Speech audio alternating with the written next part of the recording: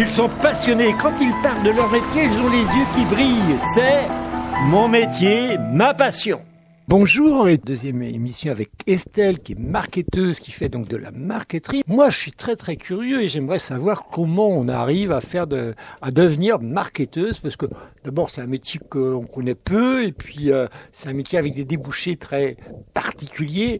Et donc qu'est-ce qui t'a amené à ça peut-être, et puis qu'est-ce que tu as fait avant même de penser à la marqueterie? En effet, moi j'ai pas du tout commencé par ça. J'ai fait une licence en gestion des entreprises et j'ai travaillé dans les bureaux des ressources humaines de l'université de Rennes.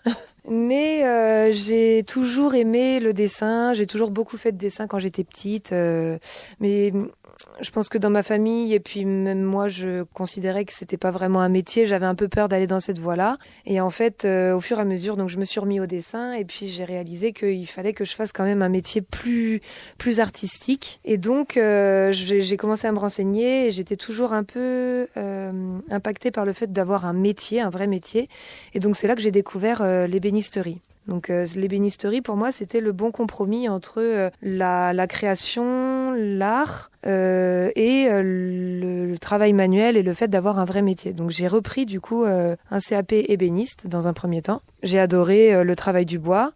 Et au cours de mon CAP ébéniste, du coup, j'ai découvert la marqueterie parce que c'est une partie en fait de la formation. Et donc j'ai eu un coup de cœur tout de suite pour la marqueterie, et après, la question ne s'est plus posée. Il a fallu du coup que j'aille en marqueterie. Donc, c'est un autre CAP. Donc là, c'est pas à Rennes, c'est à Brest. Donc, je suis partie 1 an à Brest pour faire ce CAP-là. Et donc, voilà, ça a été une évidence pour moi de faire de la marqueterie mon métier. J'ai l'impression que tu... Alors, si je t'écoute bien, d'abord, t'es venu à l'ébénisterie à cause du dessin. C'est-à-dire que tu voulais faire des choses belles et tu disais que en menuiserie, on va pas faire de l'IKEA, on va faire de l'ébénisterie parce qu'il y a des dorures, il y a plein de formes en ébénisterie. Et puis petit à petit, qu'est-ce qui s'est passé par rapport à la marqueterie voilà, j'aimerais savoir ces 3 étapes-là, comment ça se passe. C'est ça, en fait, c'est mon amour pour l'art et pour la créativité qui m'a emmenée vers l'ébénisterie. Et en fait, quand je me suis retrouvée en ébénisterie, la rencontre entre le bois et moi, mon art, ça s'est concrétisé du coup en la marqueterie. En fait, quand j'ai rencontré la marqueterie, quand j'ai découvert la marqueterie, ça a été comme une évidence pour moi. Du coup, ça a été l'alliance en fait entre ma passion pour le dessin, pour le fait de créer des choses, et la matière, le bois, qui au final, je l'ai découvert en faisant ébéniste, est un héritage familier, puisque en fait tous les hommes de ma famille étaient ébénistes du côté de mon père. Et ça, je le savais pas en fait. Je l'ai découvert en faisant ébéniste. Donc je me suis dit que finalement c'était peut-être logique. Et ton papa n'était pas ébéniste alors? Non, mon père n'était pas ébéniste, sinon je l'aurais su plus tôt. Tu as allié les deux, ton bonheur de l'art et le bonheur d'utiliser le bois et d'avoir quelque chose de matériellement solide, entre guillemets. Le dessin suffisait pas, il fallait construire et concrétiser ce que tu étais en train de faire. Mais moi je voudrais savoir, qu'est-ce que tu fais des œuvres sur lesquelles tu as travaillé? Est-ce que tu les vends? Est-ce que tu les exposes? Comment ça se passe? Alors, j'ai participé à plusieurs salons à Rennes. Il y en a d'autres à venir également courant 2025. Mes œuvres sont exposées dans une galerie à Sarzeau. Donc en fait, là, c'est du direct. À chaque fois que j'ai terminé une œuvre, j'ai le plaisir de pouvoir l'amener directement à la galerie à Sarzeau. Et du coup, je serai présente dans plusieurs événements. Là, il y a un salon à Rennes aussi, à la Halle Marteneau, le dernier week-end de novembre, sur le 1er décembre, 30 novembre, 1er décembre. Et puis, il y a également une salle d'exposition du coup dans laquelle j'exposerai, c'est le Moulin de Pencastel aussi sur la presqu'île d'Orvis, du coup tout le mois de juin 2025. On expose, on espère vendre, et je sais que tu en as vendu pas mal déjà, donc ça c'est formidable.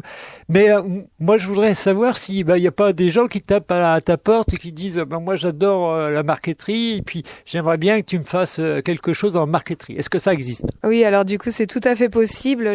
J'ai pas encore eu l'expérience de personnes qui viennent directement me demander. Ça fait 1 an que je suis installée et pour l'instant, j'ai fait beaucoup de créations originales trématées. Mais j'adorerais ça, au contraire, de créer une œuvre vraiment à partir de... simplement d'idées, de souvenirs très personnels des gens. Moi, j'associe en fait toujours plusieurs images pour créer une œuvre. Je travaille aussi beaucoup sur les paysages urbains, donc ça peut être simplement une maison, par exemple, des gens qui adorent leur maison ou leur coin de rue ou leur quartier.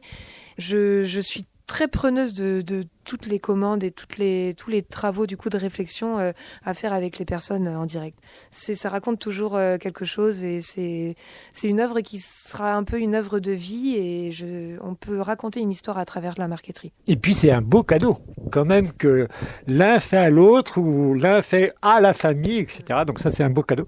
Alors comment je fais moi si moi j'ai envie, tu m'as donné envie, j'appelle où, je fais quoi, où on te trouve? Alors, je vais laisser tous mes contacts sous le podcast. Sinon, j'ai un site internet, Atelier Trématé. Mon atelier est pour l'instant à Cesson-Sévigné, dans la zone industrielle, mais c'est mon endroit de fabrication. Et puis, je vais déménager bientôt, mais du coup, j'aurai toujours mon Instagram, Estelle Eléouette, ou mon site internet. Mais je donnerai tout ça du coup dans le podcast pour qu'on me trouve facilement. Oui, donc n'hésitez pas à regarder les petites informations qu'on donne sur le podcast pour que vous puissiez trouver Estelle, lui demander de faire quelque chose. Elle le fera avec plaisir et avec beaucoup de talent. Je dis merci d'abord à Estelle de nous avoir régalé de son expérience et de son travail. Et puis je vous dis à la semaine prochaine pour une nouvelle aventure, un nouveau métier qui n'aura rien à voir avec la marqueterie. À la semaine prochaine.